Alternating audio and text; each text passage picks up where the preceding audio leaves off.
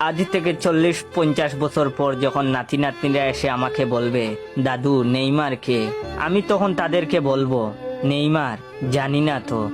তখন তারা পিছন ফিরে চলে যেতে চাইলে আমি ওদের ডাক দিয়ে বলবো, শুন তাহলে, নেইমার সে তো এক মুকুটবিহীন রাজা ছিল, তার দাপটে কেঁপে উঠত সারা বিশ্ব, সে ছিল ব্রাজিলের গর্ব। সে এমন এক ফুটবলার ছিল যে বিশ্বকাপ ছাড়াই সে সারা বিশ্বের মানুষের প্রিয় ছিল। নেইমার এ এক ক্ষুধার্ত রাক্ষসের নাম, যার গোল কুদায় সবকিছু চুরমার করে দিত। নেইমার এমন একটি নাম যা শুনে পিএসজি, বার্সেলোনা, সান্তোস গর্ব করে বলেছিল, আমাদের কপাল ভালো যে আমরা এমন খেলোয়াড়কে আমাদের করে নিতে পেরেছিলাম।